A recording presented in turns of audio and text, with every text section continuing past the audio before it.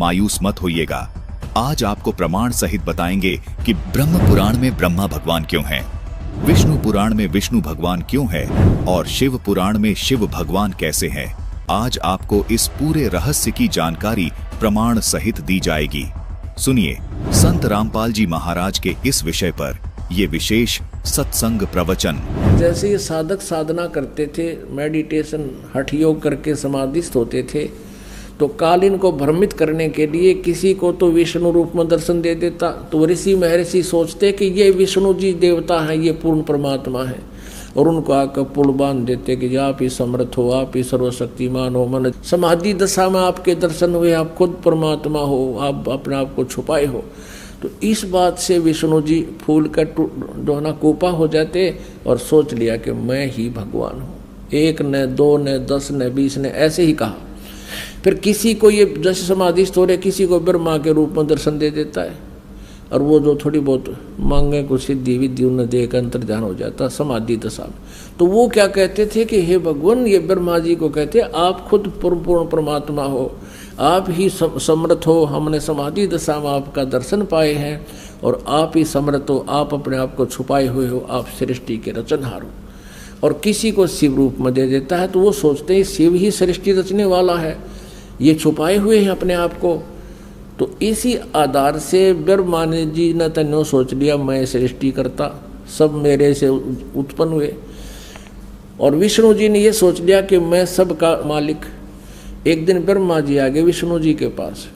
ब्रह्मा जी को देखकर विष्णु उठे नहीं, ये जान करके मैं इससे बड़ा हूँ और मैंने इसकी उत्पत्ति की है, जैसे उसने और ऋषि महर्षियों से सुन रखी थी। उधर से ब्रह्मा जी ने सोचा कि मैं इसका बाप हूँ, मैं इसका जनक हूँ, और ये मेरी आदर भी नहीं कर रहा है। ब्रह्मा जी कहने लगे बेटा उठ देख, मैं तेरा बाप आया हूँ। हाँ, विष्णु जी कहें कि मैं तेरा बाप हूँ, तू तेरा जन्म मेरी नाभि कमल से हुआ है। इससे बात पर दोनों का झगड़ा हो गया। अब उन झगड़े को समाप्त करने के लिए इस काल ने, सदाशिव ने बीच में एक नूरी एक पिलर सा खड़ा कर दिया। तो ये दोनों ने झगड़ा था छिया दिया छोड़, उसको ढूंढने लगे उसके एंड को। कहने का भाव यह कि फिर ये शिव रूप में प्रकट हो गया।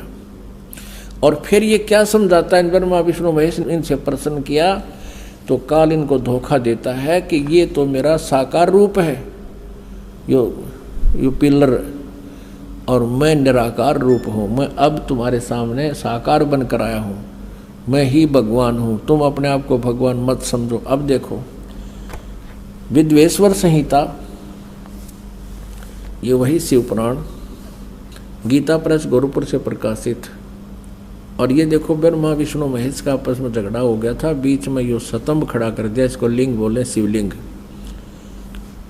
और ये अब 25 पृष्ठ पे हम दिखाते हैं। ब्रह्मा और विष्णु ने पूछा प्रभु सृष्टि आदि 5 कर्तव्यों के लक्षण क्या क्या हैं यह हम दोनों को बताइए। भगवान शिव बोले, युग काल बोला कि मेरे कर्तव्यों को समझना अत्यंत गहन है, तथापि मैं कृपा पूर्वक तुम्हें उनके विषय में बता रहा हूँ। अब यहाँ देखो, यहाँ देखिएगा 26 पृष्ठ पे संक्षिप्त शिव पुराण नीचे आते हैं।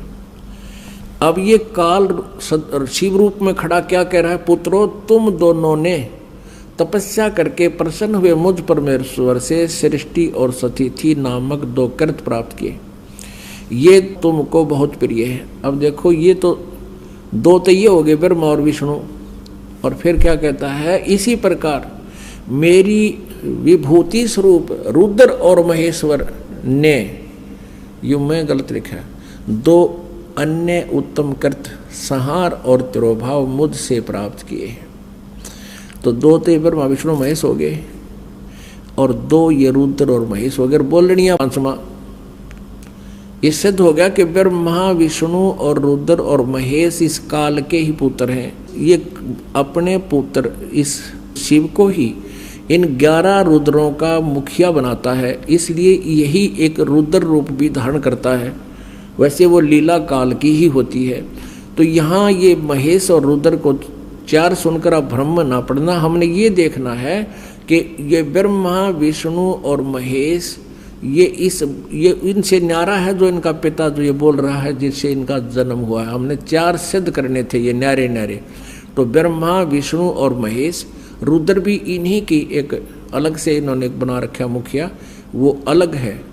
तो ये ब्रह्मा, विष्णु और ये महेश ये इस काल के पुत्र हैं, ये सिद्ध करना था इनका जन्म, और दुर्गा इनकी माता है। दर्शकों, संत रामपाल जी महाराज ने पवित्र शास्त्रों से ये प्रमाणित कर दिया कि ब्रह्म पुराण में ब्रह्मा जी को सर्वशक्तिमान अर्थात बड़ा क्यों बताया है, विष्णु पुराण में विष्णु जी को और शिव पुराण में शिव जी को बड़ा क्यों बताया है।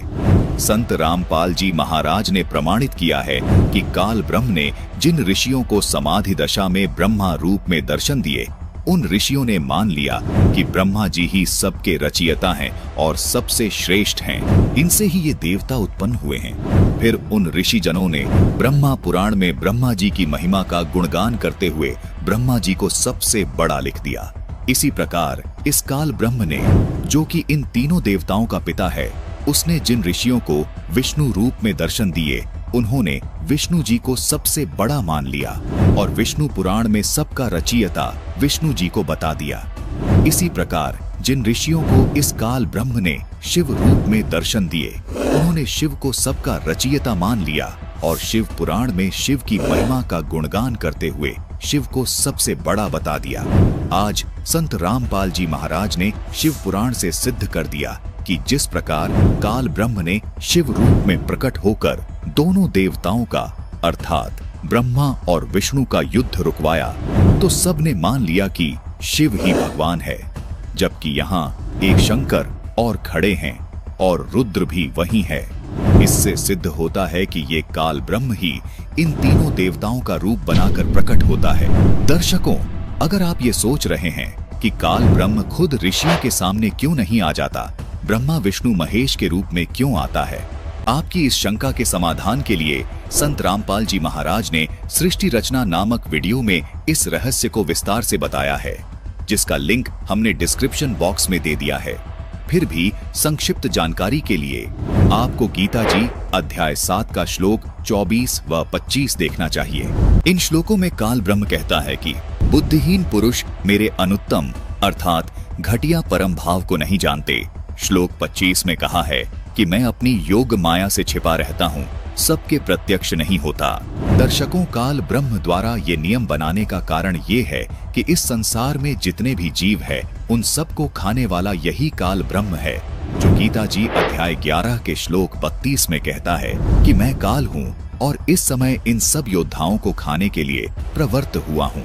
दर्शकों, इस बात का प्रमाण ऋग्वेद में भी मिलता है, जिसमें 2 भगवानों का जिक्र है, एक खाने वाला और एक न खाने वाला। जो खाने वाला भगवान है वो यही काल ब्रह्म है। यही काल ब्रह्म अपना उल्लू सीधा करने के लिए पुरंज में प्रवेश करके दैत्यों का नाश करता है और यही काल ब्रह्म पुरुकुत्स में प्रवेश करके गंधर्वों का नाश करता है तथा उपस्थित ऋषियों को विष्णु रूप में दर्शन दे देता है, जिससे मौजूद ऋषियों को भ्रम हो जाता है कि विष्णु जी ही ये सब कार्य कर रहे हैं, जबकि पुरुकुत्स के शरीर में प्रवेश करके खुद काल ब्रह्म गंधर्वों का नाश करता है।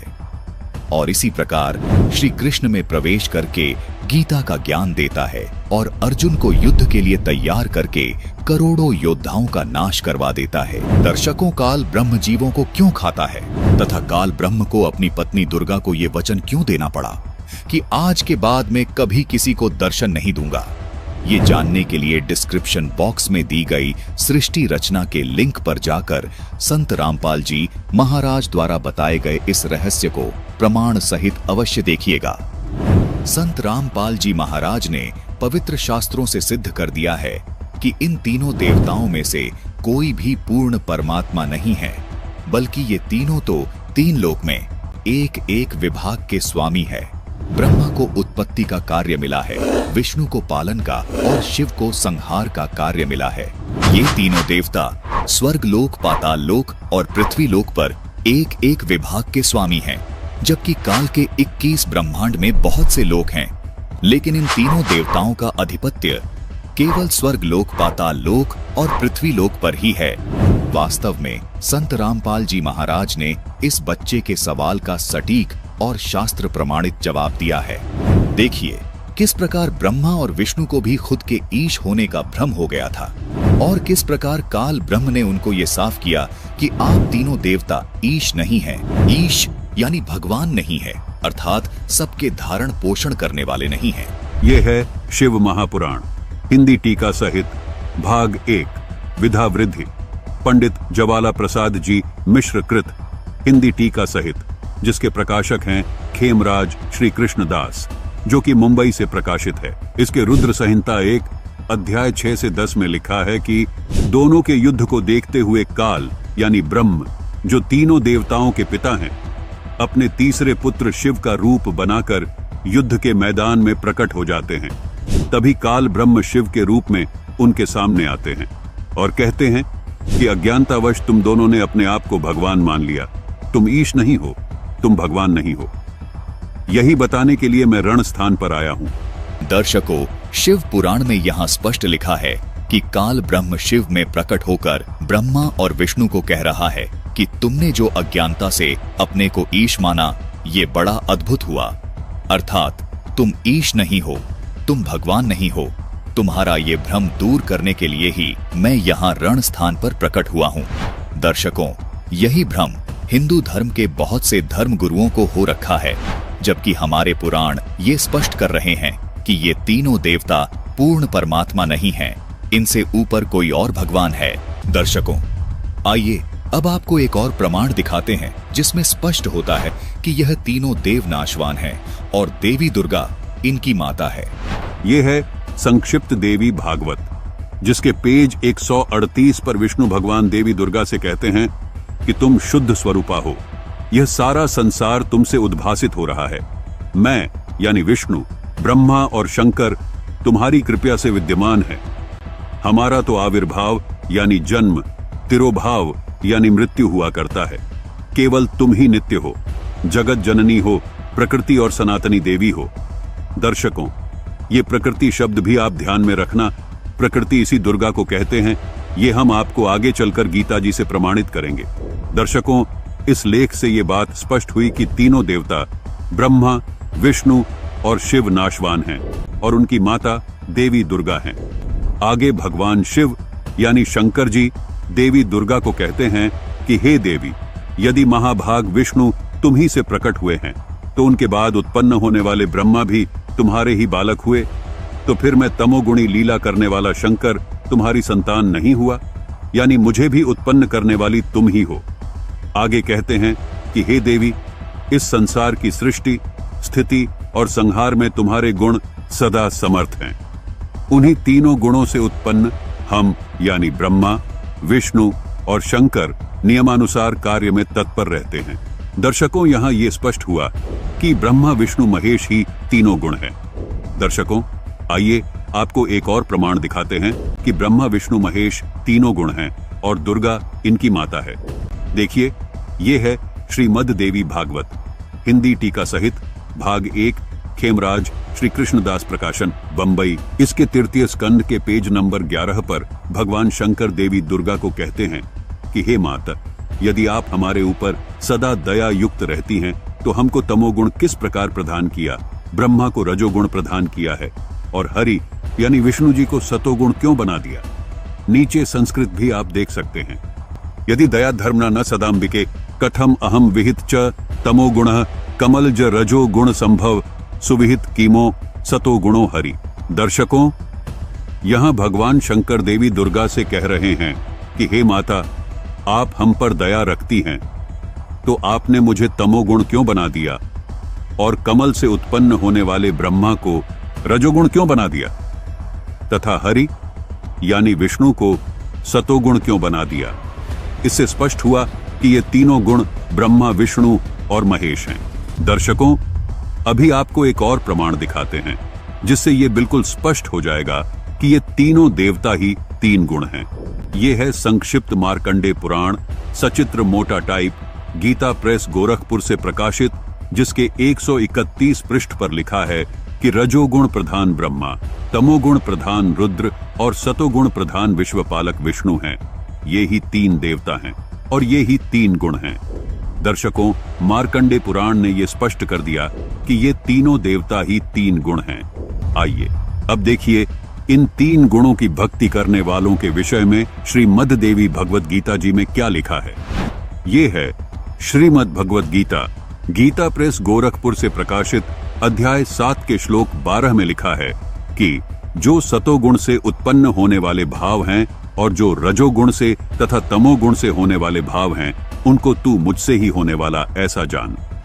इस श्लोक में यह स्पष्ट हुआ कि रजोगुण यानी ब्रह्मा से उत्पत्ति, सतोगुण विष्णु से स्थिति और तमोगुण शिव जी से संहार हो रहा है। अध्याय 7 के श्लोक 13 में लिखा है कि गुणों के कार्य रूप सात्विक, रजस और तमस, इन तीनों प्रकार के भाव से ये सारा संसार मोहित हो रहा है, इसलिए इन तीनों गुण से परे मुझे नहीं जानते। अध्याय 7 के श्लोक 14 में लिखा है कि ये त्रिगुणमयी माया बड़ी दुस्तर यानी घटिया है। जो पुरुष इस माया का उल्लंघन कर जाते हैं वो संसार से पार हो जाते हैं। दर्शकों, गीता ज्ञान दाता का कहना है कि जो साधक इन तीनों गुणों की भक्ति न करके ऊपर उठ जाते हैं यानी मेरी भक्ति करते हैं, उनको ज्यादा लाभ मिलता है। अध्याय 7 के श्लोक 15 में लिखा है कि इस त्रिगुण माया के द्वारा यानी ब्रह्मा विष्णु महेश के द्वारा जिनका ज्ञान हरा जा चुका है, वे आसुर स्वभाव को धारण किए हुए मनुष्यों में नीच दूषित कर्म करने वाले मूढ़ लोग मुझको नहीं भजते। दर्शकों, यहाँ इस भजते शब्द पर गौर करना जरूरी है। भजना मतलब पूजा करना, भक्ति करना। यहाँ गीता ज्ञान दाता ने स्पष्ट किया है जिनका ज्ञान त्रिगुणमयी माया के द्वारा हरा जा चुका है। यहाँ गुणों से मतलब सीधा तीनों देवताओं से है, क्योंकि गुणों को नहीं भजा जाता। यहाँ गीता ज्ञान दाता का कहना है कि जिनका ज्ञान इन त्रिगुणमयी माया के द्वारा अथवा इन तीनों देवताओं के द्वारा हरा जा चुका है, मतलब जो इन देवताओं को ही भगवान मान चुके हैं, वो असुर स्वभाव को धारण किए हुए मूढ़ यानी मूर्ख लोग मुझे भी नहीं भजते। दर्शकों, ये सिद्ध हुआ कि हमारे हिंदू धर्म के शीर्ष शंकराचार्यों को भी अपने शास्त्रों का ज्ञान नहीं है। केवल सुनी सुनाई बातों को भोली जनता के सामने सुनाकर केवल झूठी महिमा बनाए बैठे हैं। वास्तविक ज्ञान संत रामपाल जी महाराज ने अपने ही पवित्र शास्त्रों से आप सबके सामने रख दिया है। दर्शकों, ऐसा नहीं है कि आदरणीय शंकराचार्य जी पुराणों को नहीं मानते। हिंदू धर्म में प्रत्येक व्यक्ति और स्वयं शंकराचार्य जी भी पुराणों को परम सत्य मानते हैं। देखिए, शंकराचार्य जी स्वयं इस बात की पुष्टि कर रहे हैं। तो शंकराचार्य जी क्या पुराणों को भी सत्य मानते हैं? परम सत्य। आप जी पुराणों को भी सत्य मानते हैं? मानते हैं। क्या आप जी पुराणों को सत्य मानते हैं? सत्य ही है। क्या आप पुराणों को भी सत्य मानते हैं? नहीं, पुराण सत्य है। पुराण को हम कैसा सत्य माने? हमारे लिए पुराण सत्य ही है। दर्शकों, यदि पुराण परम सत्य हैं और पुराणों में ब्रह्मा विष्णु महेश के पिता सदाशिव अर्थात काल ब्रह्म है और इनकी माता देवी दुर्गा जी हैं, तो फिर शंकराचार्य जी जो ज्ञान इस बच्चे को दे रहे हैं वो क्या है? दर्शकों, आखिर समाज के सामने ब्रह्मा विष्णु महेश को सर्वशक्तिमान बताकर भ्रमित क्यों किया जा रहा है? तीनों देवताओं को एक ही तत्व बताकर बार बार झूठ बोला जाता है, जबकि ब्रह्मा विष्णु महेश 3 देवता हैं और तीनों देवी दुर्गा और काल ब्रह्म के पुत्र हैं। ये बात संत रामपाल जी महाराज ने अपने पवित्र पुराणों से सिद्ध कर दी है। लेकिन ये तमाम धर्मगुरु शास्त्र विरुद्ध ज्ञान देकर समाज को सर्व सुखों से और पूर्ण मोक्ष से वंचित कर रहे हैं। आज संत रामपाल जी महाराज के अतिरिक्त इस धरती पर कोई पूर्ण संत नहीं है। इतना अद्भुत और गूढ़ ज्ञान जो हमारे ही पवित्र शास्त्रों में छुपा था, उसको केवल संत रामपाल जी महाराज ने ही भक्त समाज को बताया और समझाया है। दर्शकों, रामचरितमानस, शिव पुराण, देवी भागवत पुराण, मार्कंडे पुराण तथा श्रीमद् भगवत गीता जी से ये स्पष्ट हो गया कि ब्रह्मा विष्णु महेश ये तीनों काल ब्रह्म और देवी दुर्गा के पुत्र हैं, लेकिन आत्मा रूप में सबकी उत्पत्ति पूर्ण परमात्मा से हुई है। देवी दुर्गा और काल की उत्पत्ति भी आत्मा रूप में पूर्ण परमात्मा से ही हुई है।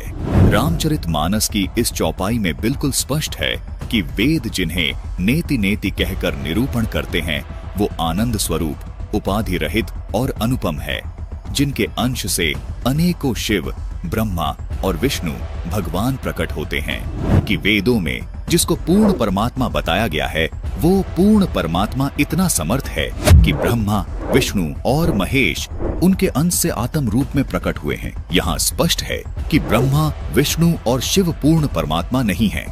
जिसके अंश से ये तीनों देवता उत्पन्न होते हैं वो पूर्ण परमात्मा है। रामचरितमानस में कहा है कि ईश्वर अंश जीव अविनाशी, चेतन अमल सहज सुखरासी, यानी ईश्वर से ही उत्पन्न होने के कारण आत्मा अविनाशी है, यानी आत्मा कभी नहीं मरती। जिस परमेश्वर से जीव आत्मा उत्पन्न हुआ है वह परमेश्वर अविनाशी, चेतन, निर्मल और स्वभाव से सुख की राशि है। लेकिन सब जीवों के शरीर नाश हो जाते हैं, जिसका समर्थन गीता अध्याय 15 श्लोक 16 भी करता है। आत्मा को अविनाशी इसीलिए कहा गया है क्योंकि आत्मा रूप में ब्रह्मा, विष्णु, महेश, दुर्गा व क्षर पुरुष यानी गीता ज्ञान दाता तथा सर्व प्राणियों की उत्पत्ति उसी पूर्ण परमात्मा ने की है। इसलिए रामचरितमानस में लिखा है कि अनेकों ब्रह्मा, विष्णु, महेश उस सच्चिदानंद ब्रह्म से आत्मा रूप में उत्पन्न होते हैं। जिस परमात्मा से सभी प्राणी आत्मा रूप में उत्पन्न हुए हैं उस परमात्मा को गीता अध्याय 15 श्लोक 17 में उत्तम पुरुष कहा गया है। उसी परमात्मा को तीनों लोकों में धारण पोषण करने वाला परमात्मा तथा वास्तव में अविनाशी परमेश्वर कहा गया है। गीता अध्याय 4 श्लोक 5 और 9 में तथा गीता जी अध्याय 2 श्लोक 12 में तथा गीता अध्याय 10 श्लोक 2 में गीता ज्ञान दाता यानी क्षर पुरुष ने अपने आप को नाशवान कहा है तथा स्वीकार किया है कि अर्जुन मेरे और तेरे बहुत जन्म हो चुके हैं, उनको तू नहीं जानता, मैं जानता हूँ।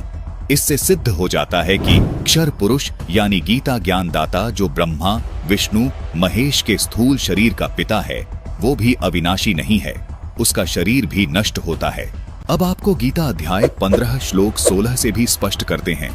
इस श्लोक में कहा है कि दो पुरुष हैं, क्षर पुरुष और अक्षर पुरुष, तथा इनके अंतर्गत सब प्राणियों के शरीर तो नाशवान है, यानी ये सब नष्ट होते हैं, परंतु आत्मा सबकी अविनाशी है।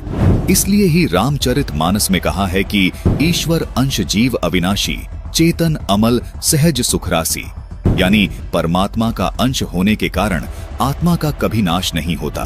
गीता अध्याय 15 श्लोक 17 में पूर्ण परमात्मा को उत्तम पुरुष और अविनाशी इसलिए कहा गया है क्योंकि उत्तम पुरुष यानी पूर्ण परमात्मा का शरीर भी अविनाशी है।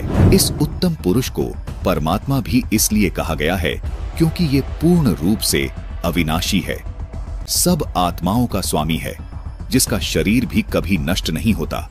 इस उत्तम पुरुष के लोक में किसी प्रकार का कोई दुख नहीं है, ये किसी को दुख नहीं देता, सिर्फ सुख ही सुख देता है।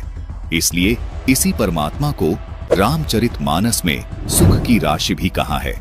जिस गीता ज्ञान दाता काल के लोक में हम रह रहे हैं, इस लोक के मालिक को परमात्मा नहीं कहा जा सकता क्योंकि इस काल लोक में कोई सुखी नहीं है। इसलिए पूरी गीता जी में गीता ज्ञान दाता ने अपने को कहीं भी परमात्मा नहीं कहा, केवल उस उत्तम पुरुष को ही परमात्मा तथा अविनाशी परमेश्वर कहा है। दर्शकों, गीता जी में अन्य स्थानों पर जहां भी परमात्मा शब्द से संबोधन किया गया है वो इसी उत्तम पुरुष अर्थात सच्चिदानंद घन ब्रह्म के विषय में बोला गया है। अर्थात पूर्ण परमात्मा का शरीर कभी नष्ट नहीं होता। इसीलिए इस श्लोक में लिखा है कि वो उत्तम पुरुष तो अन्य ही है जो वास्तव में अविनाशी है, उसी को परमात्मा कहा गया है। संत रामपाल जी महाराज सभी को आदि सनातनी भक्ति पर इसलिए दृढ़ कर रहे हैं ताकि हम सब आदि सनातनी भक्ति करके उस उत्तम पुरुष के अविनाशी लोक में चले जाएं, जहां जाने वाली सभी जीवात्माओं को भी अविनाशी शरीर प्राप्त होता है। अविनाशी शरीर होने के कारण उस शाश्वत लोक में पुनर्जन्म व मृत्यु नहीं होती, जहां जाने के बाद साधक लौटकर इस काल लोक में कभी वापस नहीं आते। इसी को पूर्ण मोक्ष कहा जाता है। गीता अध्याय 18 श्लोक 62 में गीता ज्ञान दाता इसी अविनाशी लोक की बात कर रहा है। यही वो शाश्वत यानी सदा रहने वाला स्थान सतलोक है, जहां जाने के बाद साधक इस संसार में यानी इस क्षर पुरुष गीता ज्ञान दाता जो ब्रह्मा, विष्णु, महेश के स्थूल शरीर का पिता है, इस ब्रह्म के लोक में लौटकर कभी वापस नहीं आते। उस सनातन परम धाम यानी सतलोक में जाने के बाद ही आत्मा को अविनाशी शरीर प्राप्त होता है, जिस शरीर का कभी नाश नहीं होता। उस परम धाम यानी सतलोक में वृद्ध अवस्था नहीं होती, वहां शरीर सदा ही युवा रहता है, किसी के शरीर की मृत्यु नहीं होती, वहां आत्मा को हमेशा के लिए अमर शरीर प्राप्त होता है। इसी को पूर्ण मोक्ष कहते हैं, क्योंकि गीता ज्ञानदाता ने गीता अध्याय 18 के श्लोक 62 में कहा है कि हे अर्जुन, तू सर्व भाव से उस परमात्मा की शरण में जा, उस परमात्मा की कृपा से तू परम शांति और सनातन परम धाम को प्राप्त होगा। फिर गीता अध्याय 15 के श्लोक 4 में कहा है कि तत्वदर्शी संत से तत्व ज्ञान प्राप्त करने के पश्चात परमेश्वर के उस परम पद की खोज करनी चाहिए, जहां जाने के बाद साधक लौटकर संसार में कभी वापस नहीं आते, अर्थात उनका पूर्ण मोक्ष हो जाता है। दर्शकों, वो सनातन परम धाम यही सतलोक है, जिसको संत रामपाल जी महाराज ने सृष्टि रचना नामक वीडियो में बहुत ही विस्तार से समझाया है।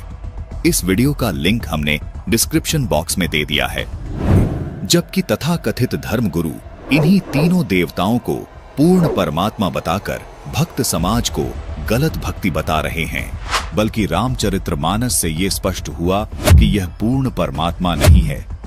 मनु और शत्रुपा आदि सनातनी पूजा करते थे, यानी श्री रामचरितमानस बाल कांड में बताए गए सच्चिदानंद ब्रह्म का स्मरण करते थे। गीता जी में भी इसी सच्चिदानंद ब्रह्म की साधना करने को कहा है। गीता अध्याय 17 श्लोक 23 में इसी सच्चिदानंद ब्रह्म को पाने का ओम तत् सत मंत्र बताया गया है, जो सांकेतिक है। सतयुग में इन्हीं मंत्रों का जाप किया जाता था। आगे चलकर ऋषियों ने अपने मत अनुसार मनमानी साधना शुरू कर दी, जो सनातनी पूजा के पतन का कारण बना। गीता अध्याय 4 श्लोक 34 में इस मंत्र की सही जानकारी तत्वदर्शी संत से प्राप्त करने को कहा है।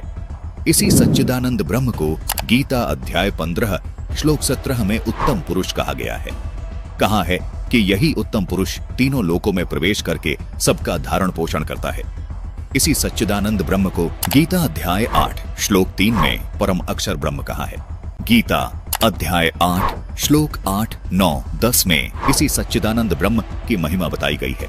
गीता अध्याय 18 श्लोक 62 में भी इसी सच्चिदानंद ब्रह्म की शरण में जाने को कहा गया है। गीता ज्ञानदाता अध्याय 18 श्लोक 64 में इसी सच्चिदानंद ब्रह्म को अपना इष्ट देव बता रहा है। दर्शकों, गीता अध्याय 15 श्लोक 4 में भी गीता ज्ञानदाता स्वीकार करता है कि गीता अध्याय 4 श्लोक 34 में बताए तत्वदर्शी संत से ज्ञान प्राप्त करके उसके पश्चात परमेश्वर के उस परम पद की खोज करनी चाहिए, जहां जाने के पश्चात साधक फिर लौटकर संसार में कभी नहीं आते। जिस परमेश्वर से इस संसार रूपी वृक्ष की प्रवृत्ति विस्तार को प्राप्त हुई है, यानी जिसने सर्व सृष्टि की रचना की है, उसकी भक्ति करो। मैं भी उसी परमेश्वर की शरण में हूँ। दर्शकों, गीता जी की तरह रामचरितमानस की ये चौपाई भी यही सिद्ध कर रही है कि पूर्ण परमात्मा ब्रह्मा, विष्णु, शिव तथा ब्रह्म नहीं है। वास्तव में सच्चिदानंद ब्रह्म कोई और है, जिसकी साधना स्वयं ब्रह्म भी करता है। दर्शकों, रामचरितमानस की इस चौपाई में ये स्पष्ट है कि पूर्ण परमात्मा ये तीनों देवता ब्रह्मा, विष्णु और शिव नहीं है। पूर्ण परमात्मा सच्चिदानंद घन ब्रह्म है। सच्चिदानंद घन ब्रह्म कौन है, इसकी संपूर्ण जानकारी पाने के लिए कृपया देखिए संपूर्ण सृष्टि रचना, जिसका लिंक हमने डिस्क्रिप्शन बॉक्स में दिया है। बालकांड दोहा नंबर 145 चौपाई नंबर 1 में लिखा है कि सुनु सेवक सुर तरु सुरधेनु, विधि हरिहर बंदित पद रेणु, सेवत सुलभ सकल सुखदायक, प्रणतपाल सचराचर नायक। हे प्रभु, सुनिए, आप सेवकों के लिए कल्प वृक्ष और कामधेनु है। आपकी चरण रज की ब्रह्मा, विष्णु और शिवजी भी वंदना करते हैं। आप सेवा करने में सुलभ हैं तथा सब सुखों के देने वाले हैं। आप शरणार्थी के रक्षक और जड़ चेतन के स्वामी हैं। इस चौपाई से स्पष्ट हो जाता है कि ब्रह्मा, विष्णु, महेश भी अन्य परमात्मा की यानी सच्चिदानंद ब्रह्म की भक्ति करते हैं। बालकांड दोहा नंबर 149 चौपाई नंबर 3 तुम ब्रह्मादि जनक जग स्वामी, ब्रह्म सकल ऊर अंतर्जामी। आप ब्रह्मा आदि के भी पिता हैं, यानी उत्पन्न करने वाले हैं, जगत के स्वामी हैं। और सबके हृदय के भीतर की जानने वाले ब्रह्म है। दर्शकों, इस चौपाई में ये बताया गया है कि काल ब्रह्म ब्रह्मा, विष्णु और शिव आदि के जनक हैं, अर्थात काल ब्रह्म के अंतर्गत आने वाले सभी लोकों में रहने वाले प्राणियों के स्थूल शरीर की उत्पत्ति काल ब्रह्म और दुर्गा देवी से हुई है। यहाँ दर्शक भ्रमित न हो कि रामचरितमानस के बालकांड के दोहा नंबर 143 की चौपाई नंबर 3 में लिखा है कि उस सच्चिदानंद ब्रह्म से अनेकों ब्रह्मा, विष्णु, महेश उत्पन्न हुए हैं, और बालकांड के दोहा नंबर 149 की चौपाई नंबर 3 में लिखा है कि ब्रह्मा, विष्णु, महेश ब्रह्म से उत्पन्न हुए हैं। ये फर्क क्यों है?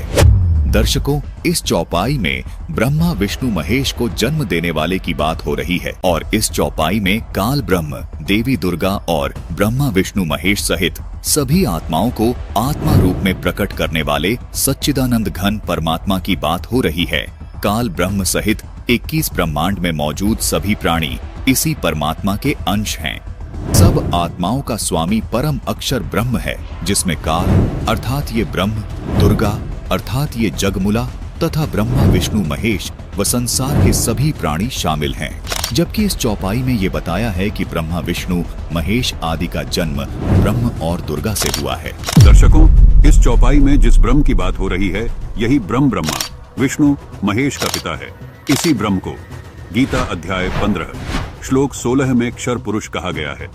दर्शकों, क्षर का अर्थ नाशवान होता है, जैसा कि आप यहाँ गीता अनुवाद में भी देख रहे हैं, और यही बात इसी काल ब्रह्म ने गीता अध्याय 2 श्लोक 12 में, गीता अध्याय 4 श्लोक 5 और 9 में, गीता अध्याय 10 के श्लोक 2 में भी स्वीकार की है। कहा है कि अर्जुन, तेरे और मेरे बहुत जन्म हो चुके हैं, अर्थात तेरी और मेरी जन्म मृत्यु होती रहती है, अर्थात मैं भी नाशवान हूँ, अर्थात क्षर ब्रह्म हूँ। क्षर ब्रह्म का अर्थ है नाशवान प्रभु।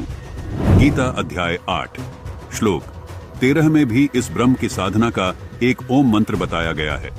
गीता अध्याय 14 श्लोक 3 में भी इसी ब्रह्म गीता ज्ञान दाता ने अपनी पत्नी मूल प्रकृति यानी दुर्गा को बताया है। फिर आगे गीता अध्याय 14 श्लोक 4 में इसी ब्रह्म ने कहा है कि ये मूल प्रकृति यानी दुर्गा सभी प्राणियों की माता है, और इस प्रकृति यानी दुर्गा की योनि में बीज स्थापित करने वाला मैं पिता ब्रह्म हूँ।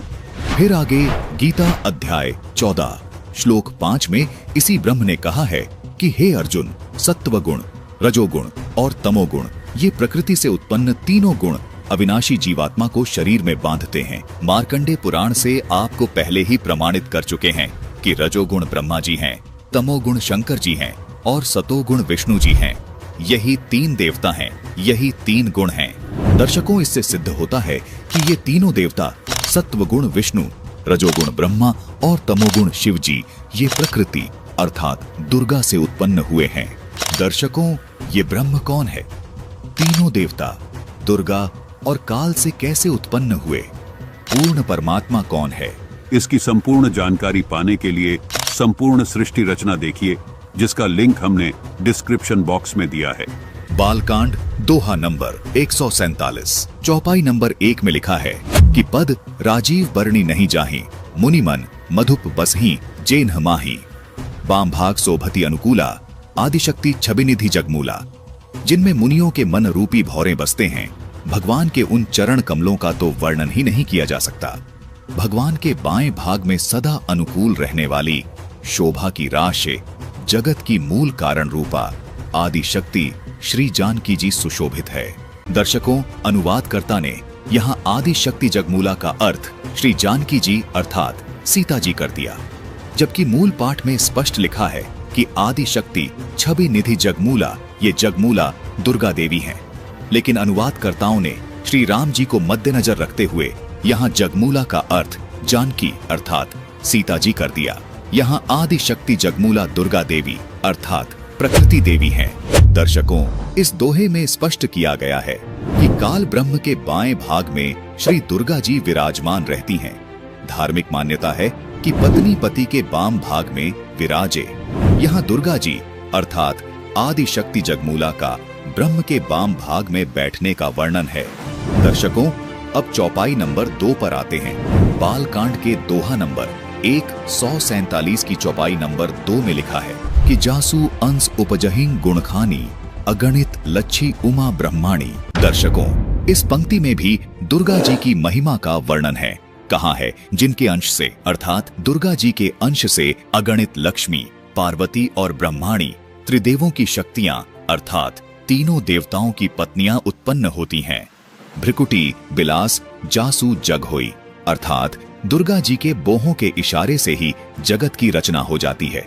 अब इस दोहे की ये जो पंक्ति है जिसमें लिखा है कि राम बाम दिसि सीता सोई, यहाँ पर सीता जी का श्री राम जी के बाएं भाग में बैठने का वर्णन है। दर्शकों, यहाँ सीता जी का जिक्र केवल उदाहरण के तौर पर किया गया है।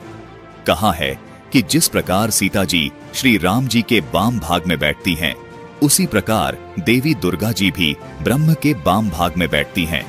ऊपर वाली इस चौपाई में दुर्गा जी द्वारा ब्रह्म के बाएं भाग में बैठने की बात कही गई है और इस पंक्ति में राम के बाएं भाग में सीता जी के बैठने की बात कही गई है। इसी प्रकार ब्रह्मा जी के बाएं भाग में सावित्री जी बैठी होती हैं और शिव जी के बाएं भाग में पार्वती जी बैठी होती हैं।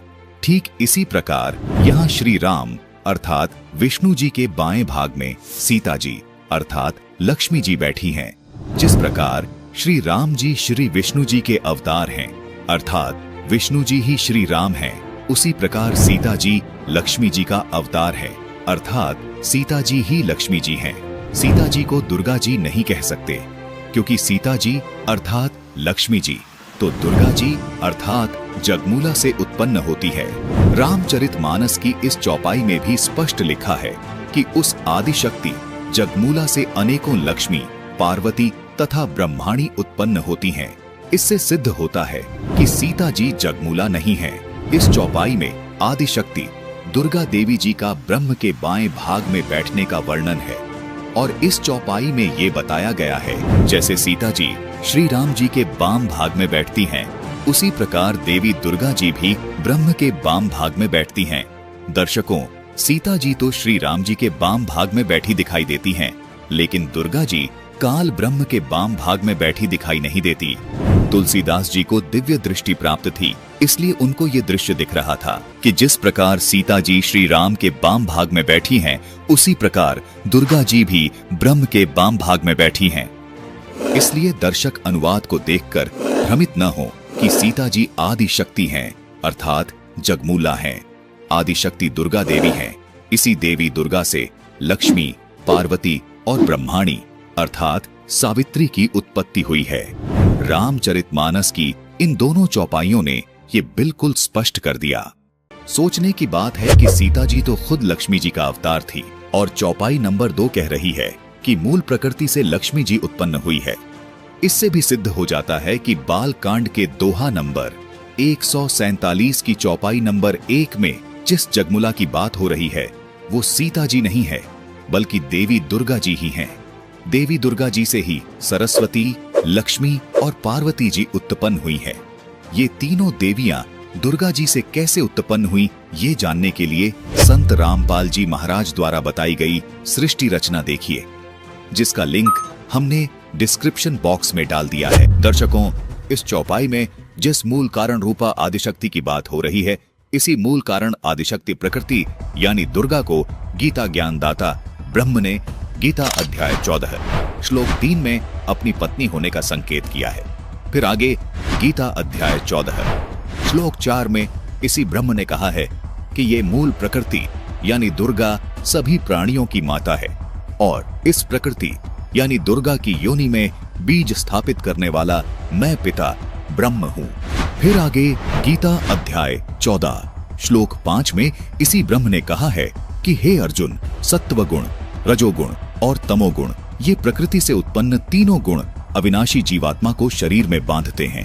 दर्शकों, इससे सिद्ध होता है कि ये तीनों देवता सतगुण विष्णु, रजोगुण ब्रह्मा और तमोगुण शिव जी ये प्रकृति अर्थात दुर्गा से उत्पन्न हुए हैं। मार्कंडेय पुराण से आपको पहले ही प्रमाणित कर चुके हैं कि रजोगुण ब्रह्मा जी हैं, तमोगुण शंकर जी हैं और सतोगुण विष्णु जी हैं।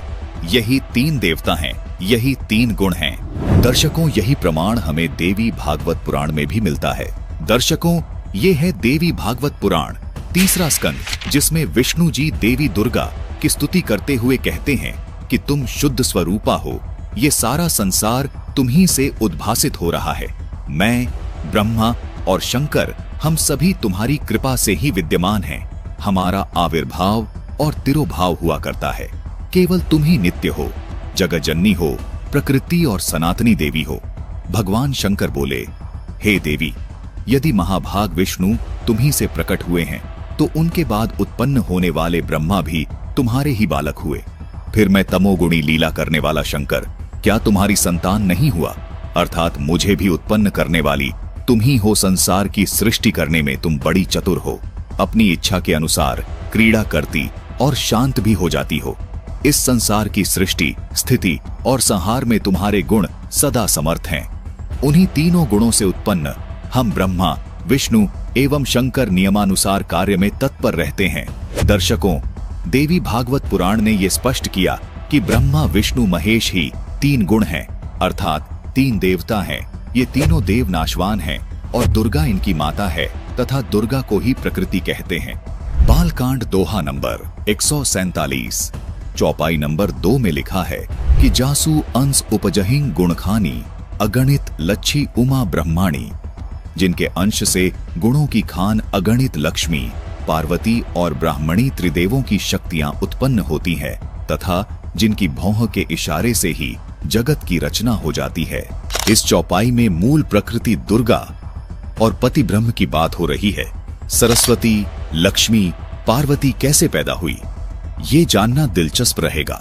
इसकी संपूर्ण जानकारी पाने के लिए कृपया देखिए संपूर्ण सृष्टि रचना, जिसका लिंक हमने डिस्क्रिप्शन बॉक्स में दिया है। दर्शकों, जिस प्रकार रामचरितमानस को तुलसीदास जी ने रामचंद्र जी के जीवन काल के लाखों वर्ष बाद अपनी दिव्य दृष्टि से विक्रमी संवत 1631 अर्थात सन 1574 में लिखा, जो संपूर्ण हिंदू समाज को आज मान्य है, इसी प्रकार संत गरीबदास जी महाराज को कबीर परमात्मा ने दिव्य दृष्टि देकर सूक्ष्म वेद यानी अमर ग्रंथ विक्रमी संवत 1787 सन 1730 में लिखवाया था। कबीर परमात्मा ने स्वयं इस दिव्य ज्ञान को कबीर सागर में लिपिबद्ध करवाया, क्योंकि सूक्ष्म वेद में लिखी सब बातें इसलिए भी प्रमाणित हैं क्योंकि यह सब प्रमाणित ग्रंथों से मेल खाती है। गरीबदास जी ने सूक्ष्म वेद में कहा है कि रजगुण ब्रह्मा, तमगुण शंकर, सतगुण विष्णु कहावे रे, चौथे पद का भेद न्यारा, कोई बिरला साधु पावे रे। भावार्थ है कि तीनों देवता अर्थात श्री ब्रह्मा जी रजगुण हैं, श्री विष्णु जी सतगुण हैं तथा श्री शंकर जी तमगुण हैं। इनका पिता चौथा है जो इन तीनों का रूप धारण करके एक ब्रह्मांड में बने 14 लोकों का संचालन करता है। उस चौथे का भेद भी कोई तत्वदर्शी संत ही जानता है। कबीर साहिब जी ने कहा है कि चारों छोड़ जो पंचम को ध्यावे, कह कबीर वह हम तक आवे, अर्थात जो इन चारों से ऊपर पांचवें परम अक्षर ब्रह्म की पूजा करता है वह पूर्ण मोक्ष प्राप्त करता है। जो प्रमाण आपको रामचरितमानस में मिले वो सूक्ष्म वेद में विस्तार से मिलते हैं। दर्शकों, रामचरितमानस से ये स्पष्ट हुआ कि पूर्ण परमात्मा श्री कृष्ण उर्फ विष्णु जी नहीं हैं, लेकिन हमारे धर्मगुरु क्यों इन पवित्र शास्त्रों के विपरीत ज्ञान दे रहे हैं। संत रामपाल जी महाराज ने हिंदू धर्म के इस पवित्र शास्त्र से प्रमाणित किया कि ब्रह्मा, विष्णु, महेश पूर्ण परमात्मा की साधना करते हैं। ब्रह्म यानी काल इनका पिता है, दुर्गा इनकी माता है। दर्शकों, रामचरितमानस की ये चौपाई एक बार फिर से पढ़ते हैं, जिसमें कहा है कि तीनों देवता उस सच्चिदानंद ब्रह्म यानी पूर्ण परमात्मा की भक्ति करते हैं। देखिए, बालकांड दोहा नंबर 145 चौपाई नंबर 1 में लिखा है कि सुनु सेवक सुर तरु सुरधेनु, विधि हरिहर बंदित पद रेणु, सेवत सुलभ सकल सुखदायक, प्रणतपाल सचराचर नायक। हे प्रभु सुनिए, आप सेवकों के लिए कल्प वृक्ष और कामधेनु है। आपकी चरण रज की ब्रह्मा, विष्णु और शिवजी भी वंदना करते हैं। आप सेवा करने में सुलभ हैं तथा सब सुखों के देने वाले हैं। आप शरणार्थी के रक्षक और जड़ चेतन के स्वामी हैं। इस चौपाई से स्पष्ट हो जाता है कि ब्रह्मा, विष्णु, महेश भी अन्य परमात्मा की यानी सच्चिदानंद ब्रह्म की भक्ति करते हैं। दर्शकों, आपने देखा कि श्री ब्रह्मा जी, श्री विष्णु जी और श्री शिव जी पूर्ण परमात्मा की भक्ति करते हैं। दर्शकों, आपके मन में ये शंका उत्पन्न हो रही होगी कि फिर इन देवताओं को ये भक्ति किसने बताई, अर्थात तीनों देवताओं को ये भक्ति बताने वाला कौन है, इनका गुरु कौन है। दर्शकों, इस शंका का निवारण संत रामपाल जी महाराज ने सूक्ष्म वेद से किया है। देखिए ये वीडियो। अनंत कोट ब्रह्मांड का एक रति नहीं भार, सतगुरु पुरुष कबीर हैं ये कुल के सिरजनहार। अयोध्या दशरथ ना होते और नहीं रामचंद्र अवतारे, रावण गर्भ न जन्मिया वो लंका का शकदार। एक कबीर पुरुष अनादि और सकल है बाद, एक कबीर परमात्मा अविनाशी हैं और सभी नाशवान हैं। रचनहार जगत गुरु ये लीला अगम अगाध, अगम संदेशा आदि है ये होते सूर्य न चंद। गरीबदास जी बता रहे हैं कि पहले सूरज चंद भी नहीं थे, वो पहले की कथा सुनाता हूं। शिव वृंच पतियां भय ये बारू जेते अंधे। ग्रीव सिंधु शब्द में सह लेकर फिर आए ब्रह्मा पास। गरीबदास जी कहते हैं कबीर साहब ने बताया था कि मैंने ब्रह्मा विष्णु और शिव इन सब को मंत्र दिए थे, ये मेरे शिष्य बने थे। क्या बता रहे हैं? शब्द सिंधु में सह लेकर फिर आए ब्रह्मा पास, मंत्र नाम सुनाइया ये चेरा की नादास। ब्रह्मा जी को ओम मंत्र दिया परमात्मा ने। ब्रह्मा जी ओम मंत्र का जाप करता है और फिर ब्रह्मा जी से कहा था कि एक और मंत्र दूंगा सतनाम, जब आपकी दृढ़ता देखूंगा। और दोबारा जब परमात्मा गए तो काल ने ब्रह्मा जी को भ्रमित कर दिया कि ये कुछ नहीं जानता, ये झूठ बोलता है। तो बुद्धि बदल गई। आगे रुचि ब्रह्मा जी ने नहीं दिखाई तो परमात्मा ने वो अगला मंत्र नहीं दिया। फिर क्या बताते हैं? एक शब्द से सब है ये ब्रह्मा विष्णु महेश, कच्छ मचकूरम गति ये सेंस पुनि दुन शेष। कहते अक्षीर समुंदर हम गए, शेष सुनाया नाम, रम राम अगाध धुन शेष शेष बल जाऊं। हम दाता दानी शुरू और ब्रह्मा दीना नाम, शब्द स्वरूपी उतरे सत शब्द निर्वाण। हम बैरागी ब्रह्म पद सन्यासी महादेव। क्या कहते हैं परमात्मा कि हम बैरागी ब्रह्म पद और सन्यासी महादेव, और सो हम नाम दिया शिव जी को, वो करे हमारी सेव। श्वेत भूमि का हम गए द विष्णु विश्वम्बर नाथ। हम इस विष्णु जी के लोक में गए, इनका श्वेत लोक है। अब इस नकली लोक बना रखे, सतलोक से मिलती जुलती कुछ श्वेत लोक है विष्णु जी का भी, लेकिन वो सपेती उसके बहुत कम है जो सतलोक का लिए। तो वहां कहते हैं श्वेत भूमि का हम गए जहां विष्णु विश्वम्बर नाथ, हरियम हीरा नाम दे अष्ट कमल दल स्वाते।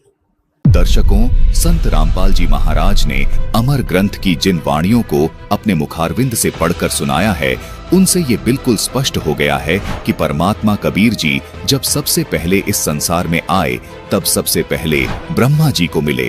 ब्रह्मा जी ने कबीर परमात्मा के ज्ञान को बड़ी रुचि से सुना और ओम नाम कबीर परमात्मा से प्राप्त किया। इसी प्रकार शंकर जी के पास आए, उनको ज्ञान सुनाया। शंकर जी ने कबीर परमात्मा से सोहम मंत्र प्राप्त किया।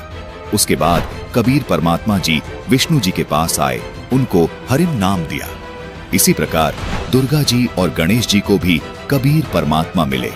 गणेश जी को किलिम मंत्र दिया और दुर्गा जी को श्रीम मंत्र दिया। इन सभी को कबीर परमात्मा ने अपनी महिमा और ज्ञान बताया था और एक एक मंत्र इनको दिया था, क्योंकि ये देवतागण भी कबीर प्रभु के बच्चे हैं। क्योंकि पिता की दृष्टि में सर्व संतान एक समान होती है। पूर्ण ब्रह्म कबीर देव सभी को सुखी देखना चाहते हैं। इसलिए इन देवताओं को शरण में लेने के लिए प्रभु कबीर देव जी ने इन देवताओं को एक एक नाम प्रदान किया, ताकि ये देवतागण इन नामों का जाप करते रहें और सुखी रहें। ये देवतागण खुद भी कबीर प्रभु द्वारा दिए गए नाम का जाप करते हैं, इसलिए इन नामों का जाप करने वाले साधक को ये देवतागण तुरंत लाभ प्राप्त करवाते हैं। इस विषय पर संत रामपाल जी महाराज ने बड़े सरल और प्रमाणित तरीके से प्रकाश डाला है, सुनिए। अब जैसे परमात्मा कहते हैं, इन तीनों को हमने प्रथम बार एक एक मंत्र दिया ताकि इनकी दृढ़ता देखूं, ये कुछ विश्वास मेरे पर करेंगे तो कंप्लीट कोर्स दूंगा। तो कहते हैं हम श्वेत भूमि का हम गए जहां विष्णु विशंबर नाथ और हरियम हीरा नाम दे और अष्ट कमल दल स्वात, जहां विष्णु जी रहते हैं नाभि कमल में, इसके अष्ट कमल हैं और इनको हरियम नाम दिया। अब ये भी हरियम नाम जाप करते हैं और हम इनको इसी नाम से पुकारते हैं, हम भी वही जाप करते हैं।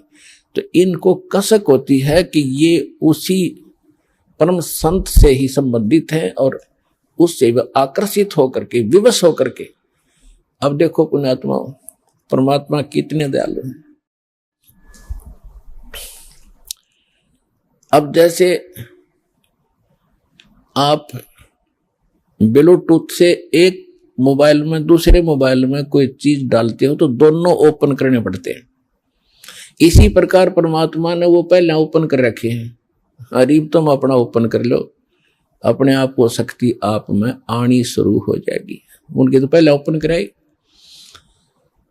तो कहने का बात यह है कि जो जो नाम इन सभी देवों को मालिक ने दे रखे हैं, ये उन्हीं का जाप करते हैं। ये इनकी पूजा नहीं समझना, मंत्र इनसे लाभ लेने के हैं और वही मंत्र आज आप जाप कर रहे हो तो ये विवश है, इनके बस की बात नहीं, क्योंकि वो पहले ब्लूटूथ ओपन कर दिए भगवान ने, उनके पहला करे, अब आपके कर दिए। लूट लो लूट इस राम नाम की। दर्शकों, जिस प्रकार रामचरितमानस को तुलसीदास जी ने रामचंद्र जी के जीवन काल के लाखों वर्ष बाद अपनी दिव्य दृष्टि से विक्रमी संवत 1631 अर्थात सन 1574 में लिखा, जो संपूर्ण हिंदू समाज को आज मान्य है, इसी प्रकार संत गरीबदास जी महाराज को कबीर परमात्मा ने दिव्य दृष्टि देकर सूक्ष्म वेद यानी अमर ग्रंथ विक्रमी संवत 1787 सन 1730 में लिखवाया था। कबीर परमात्मा ने स्वयं इस दिव्य ज्ञान को कबीर सागर में लिपिबद्ध करवाया, क्योंकि सूक्ष्म वेद में लिखी सब बातें इसलिए भी प्रमाणित हैं क्योंकि यह सब प्रमाणित ग्रंथों से मेल खाती है। गरीबदास जी ने सूक्ष्म वेद में कहा है कि रजगुण ब्रह्मा, तमगुण शंकर, सतगुण विष्णु कहावे रे, चौथे पद का भेद न्यारा, कोई बिरला साधु पावे रे। भावार्थ है कि तीनों देवता अर्थात श्री ब्रह्मा जी रजगुण हैं, श्री विष्णु जी सतगुण हैं तथा श्री शंकर जी तमगुण हैं। इनका पिता चौथा है जो इन तीनों का रूप धारण करके एक ब्रह्मांड में बने 14 लोकों का संचालन करता है। उस चौथे का भेद भी कोई तत्वदर्शी संत ही जानता है। कबीर साहिब जी ने कहा है कि चारों छोड़ जो पंचम को ध्यावे, कह कबीर वह हम तक आवे, अर्थात जो इन चारों से ऊपर पांचवें परम अक्षर ब्रह्म की पूजा करता है वह पूर्ण मोक्ष प्राप्त करता है। जो प्रमाण आपको रामचरितमानस में मिले वो सूक्ष्म वेद में विस्तार से मिलते हैं। दर्शकों, जिस प्रकार कबीर परमेश्वर जी ने ब्रह्मा, विष्णु, शिव, गणेश तथा दुर्गा जी को जो आदि सनातनी भक्ति दी थी, वही आदि सनातनी भक्ति सतयुग में मनु और सतरूपा को भी दी थी। मनु और सतरूपा दोनों सत सुकृत रूप में सतयुग में प्रकट कबीर परमात्मा से दीक्षा लेकर आदि सनातनी पूजा करते थे। गीता जी में भी यही प्रमाण है, जिसमें लिखा है कि ओम तत् सत इति निर्देशः ब्राह्मण त्रिविधः स्मृतः ब्रह्मणा तेन वेदा च यज्ञा च विहिता पुरा। भावार्थ है कि सृष्टि अर्थात सतयुग के आदिकाल में ब्राह्मण ऋषि जन ओम तत् सत मंत्रों का जाप करते थे, जो कि सच्चिदानंद घन ब्रह्म के नाम कहे जाते हैं। काल ब्रह्म ने बाद में मनु और सतरूपा को चारों वेदों वाला ज्ञान प्रदान किया और ओम नाम जाप करने का विधान बताया। काल ब्रह्म से भ्रमित होकर मनु और सतरूपा ने सत सुकृत रूप में आए कबीर देव के ज्ञान को मानने से इनकार कर दिया और उनको वामदेव कहने लगे। इसकी पूर्ण जानकारी संपूर्ण सृष्टि रचना वीडियो में विस्तार से बताई गई है, जिसका लिंक डिस्क्रिप्शन बॉक्स में दिया गया है। आइए आपको सबसे पहले वो प्रमाण दिखाते हैं जिसमें ये स्पष्ट हो जाएगा कि मनु और सतरूपा सत सुकृत रूप में आए कबीर परमात्मा से प्राप्त आदि सनातनी भक्ति के मंत्र जाप करते थे। रामचरितमानस के बालकांड के दोहा नंबर 143 पर गौर कीजिएगा, जिसमें लिखा है कि 12 अक्षर मंत्र पुण्य जपहि सहित अनुराग, वासुदेव पद पंकरहु दंपति मण अति लाग। अनुवाद किया है कि मनु और सतरूपा 12 अक्षर मंत्र का प्रेम सहित जप करते थे। दर्शकों, यहाँ मंत्र जाप करने के बारे में कहा गया है, जबकि अनुवादकर्ता ने ओम नमो भगवते वासुदेवाय को 12 अक्षर मानकर अनुवाद में लिख दिया। हिंदू धर्म के धर्मगुरु इसी ओम नमो भगवते वासुदेवाय को 12 अक्षर मंत्र बता रहे हैं। देखिए। और मैं जिस मंत्र की आज बात करने वाला हूँ वो है ओम नमो भगवते वासुदेवाय। और इस मंत्र को 12 अक्षर मंत्र क्यों कहा जाता है, तो आप इस मंत्र के प्रत्येक अक्षर को अगर गिने तो ओम नमो भगवते वासुदेवाय यानी 12।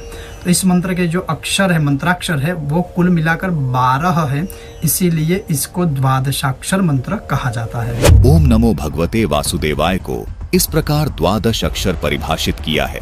अनुवादकर्ता ने लिखा है ओम नमो भगवते वासुदेवाय। अब अगर अक्षरों को गिना जाए तो पहला अक्षर है ओम, जिसमें अक्षरों की संख्या है 1। इसी प्रकार नमो कुल अक्षर 2, भगवते कुल अक्षर 4, वासुदेवाय कुल अक्षर 5। इसको जोड़ने पर कुल अक्षर 12 होते हैं। दर्शकों, लेकिन ये वो 12 अक्षर नहीं है, जबकि हम गणेशाय नमः, ओम नमः शिवाय, कबीर देवाय नमः, पूर्ण परमात्मने नमः आदि शब्दों को प्रभु की स्तुति करने से पहले प्रणाम रूप में बोलते हुए सुनते हैं। ये मंत्र नहीं है। दर्शकों, इसी विषय पर आपको प्रेमानंद जी की एक वीडियो दिखाते हैं, जिसमें प्रेमानंद जी भी ये स्वीकार कर रहे हैं कि ओम नमो भगवते वासुदेवाय अथवा ओम कृष्णा देवाय नमः आदि ये मंत्र नहीं है, ये जप करने का नहीं है। महर्षि, आपने सत्संग में कृष्णाय वासुदेवाय वाला मंत्र बताया था, उसको किस विधि से जपा जाए फिर? ये तो प्रार्थना पुकार है, उसका जप का मतलब थोड़ी है। दर्शकों, सच यही है कि ओम नमः शिवाय, ओम नमो कृष्णाय वासुदेवाय, ओम नमो भगवते वासुदेवाय ये मंत्र हैं ही नहीं। ये तो केवल प्रणाम वाक्य है, जो केवल नमन करने के लिए बोले जाते हैं। इस बात की पुष्टि जाने माने कथावाचक प्रदीप मिश्रा जी भी कर रहे हैं। इनका भी यही मानना है कि ओम नमः शिवाय केवल प्रणाम वाक्य है। हम अपने मुख से पंचाक्षर मंत्र का जाप करते हैं, नमः शिवाय बोलते हैं तो शंकर जी को नमन होता है। जब हम अपने मुख से षडाक्षर मंत्र का जाप करते हैं, ओम नमः शिवाय कहते हैं, तो शिव जी को प्रणाम होता है। दर्शकों, अभी आपको कथावाचक पंडित गिरी बापू जी के विचार भी सुनाते हैं। उनका भी यही कहना है कि ओम नमः शिवाय मंत्र नहीं है, ये केवल प्रणाम वाक्य है। उन्होंने तो ओम नमः शिवाय का अर्थ भी बताया है, सुनिए। ओम नमः शिवाय मंत्र का अर्थ क्या है? ओम का अर्थ है समस्त ब्रह्मांड, अनंत कोटि ब्रह्मांड। नमः का अर्थ है नमस्कार। शिव का अर्थ है कल्याण। शिवाय का अर्थ है शिव और शिवा। हे भगवान शिव और शिवा, नमस्कार करते हम, पूरे ब्रह्मांड का आप कल्याण करो, ऐसा अर्थ इस मंत्र का है। ओम नमः शिवाय कोई मंत्र नहीं है, ये तो सिर्फ प्रार्थना है, प्रणाम रूप में बोले जाने वाला एक वाक्य मात्र है, जैसा कि इन कथावाचकों व धर्मगुरुओं ने खुद भी इस बात को अपने प्रवचनों में स्वीकार किया है। दर्शकों, जिस प्रकार ये प्रमाणित हुआ कि ओम नमः शिवाय मंत्र नहीं है, ये केवल प्रणाम वाक्य है, उसी प्रकार ये 12 अक्षर ओम नमो भगवते वासुदेवाय मंत्र नहीं है, ये भी प्रणाम वाक्य ही है। अनुवादकर्ताओं को 12 अक्षर का यथार्थ ज्ञान न होने से तथा तत्व ज्ञान के अभाव से 12 अक्षर मंत्र को गलत परिभाषित किया है, जबकि मूल पाठ में कहीं भी ओम नमो भगवते वासुदेवाय नहीं लिखा है। यदि 12 अक्षर मंत्र ओम नमो भगवते वासुदेवाय होता तो तुलसीदास जी रामचरितमानस की इस चौपाई में अवश्य लिख देते, लेकिन तुलसीदास जी ने इस प्रणाम वाक्य को कहीं 12 अक्षर मंत्र नहीं लिखा। इससे स्पष्ट है कि ओम नमो भगवते वासुदेवाय 12 अक्षर मंत्र नहीं है। 12 अक्षर मंत्र कौन सा है, आइए जानते हैं, जो संत रामपाल जी महाराज ने प्रमाणित करते हुए विस्तार से समझाया है। इस दोहे का यथार्थ अनुवाद है कि मनु और सतरूपा सतयुग के आदि में 12 अक्षरों के मंत्रों का जाप बड़े ही अनुराग अर्थात कसक के साथ करते थे। पूर्ण परमात्मा अर्थात वासुदेव पर उन राजा और रानी का पूर्ण विश्वास हो गया था। दर्शकों, आपको वासुदेव का अर्थ भी विस्तार से बताएंगे। पहले ये जान लेते हैं कि मनु और सतरूपा जिन 12 अक्षरों के मंत्रों का जाप करते थे, वो 12 अक्षर के मंत्र कौन से हैं? दर्शकों, अनुवादकर्ता ने यहाँ जिन 12 अक्षरों के मंत्रों का वर्णन किया है, ये वो 12 अक्षर मंत्र नहीं हैं, जिनका जाप मनु और सतरूपा जी करते थे। अनुवादकर्ता और वर्तमान धर्म गुरुओं के अनुसार श्री कृष्ण जी वासुदेव हैं, इसलिए उन्होंने मनमाने ढंग से उन 12 अक्षर के मंत्रों को ओम नमो भगवते वासुदेवाय लिख दिया, जबकि श्री कृष्ण जी तो द्वापर युग में हुए हैं तथा मनु और सतरूपा जी सतयुग में हुए हैं।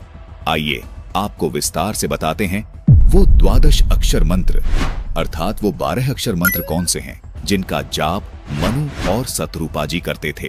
दर्शकों, पहले आपको हिंदू धर्म के 2 शीर्ष शंकराचार्यों के विचार सुनाते हैं, जिनमें एक हैं श्री निश्चलानंद जी और दूसरे हैं श्री माधवाचार्य जी। आइए पहले श्री निश्चलानंद जी के विचार सुनते हैं। एक ही परमात्मा सृष्टि के प्रारंभ में स्वयं को 5 रूपों में व्यक्त करते हैं।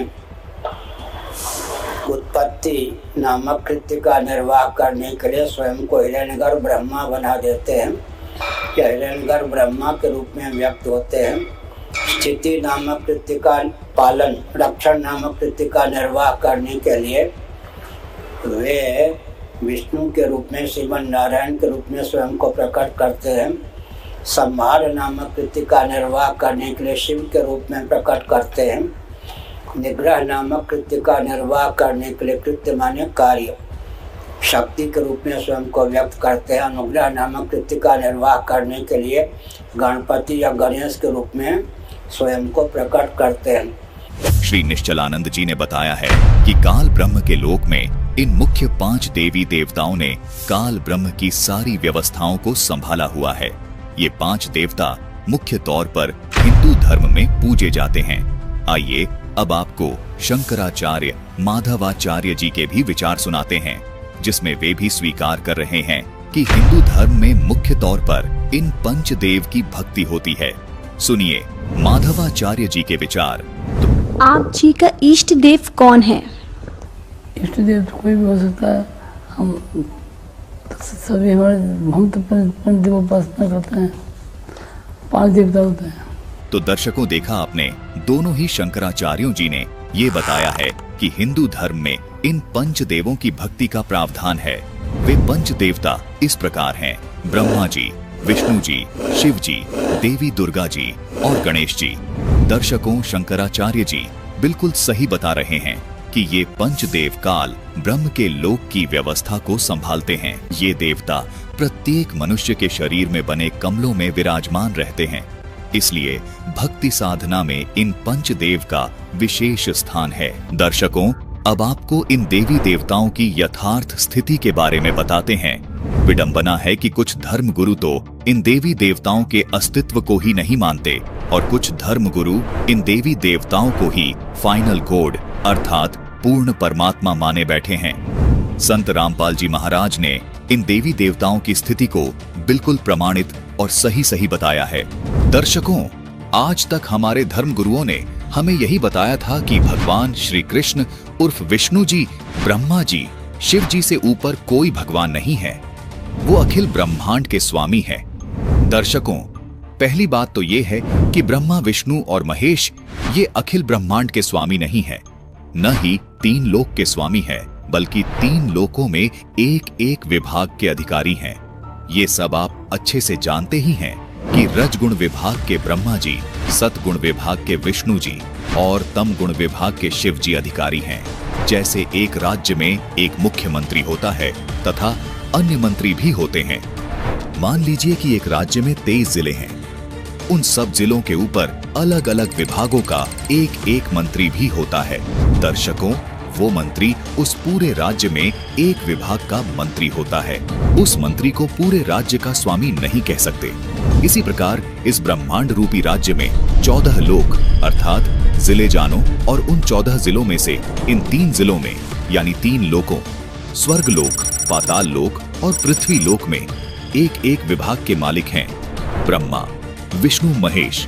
यानी इन 3 लोकों में ब्रह्मा जी का विभाग है रजोगुण जिससे जीवों की उत्पत्ति होती है, विष्णु जी का विभाग है सतोगुण जिससे जीवों का पालन पोषण होता है और शिव का विभाग है तमोगुण जिससे जीवों का संहार होता है।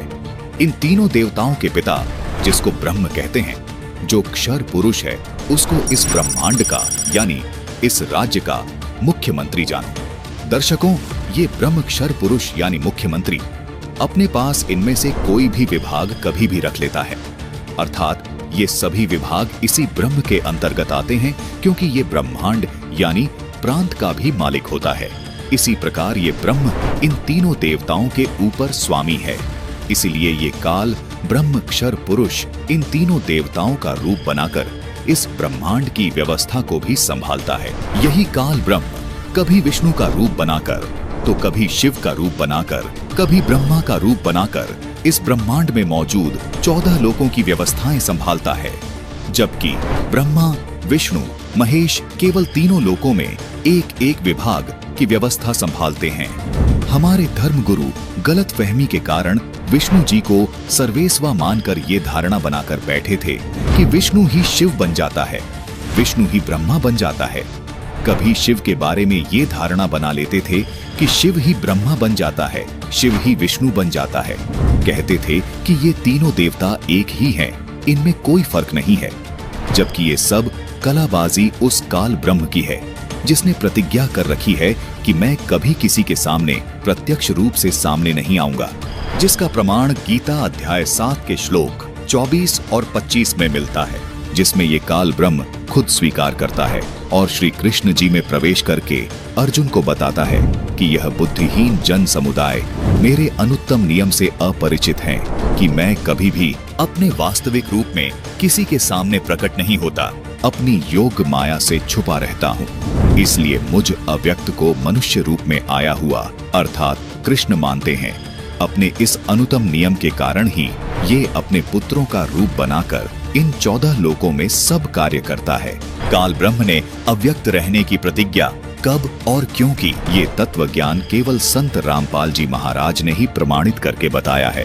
कृपया संत रामपाल जी महाराज द्वारा बताई गई संपूर्ण सृष्टि रचना की इस वीडियो को अवश्य देखिए।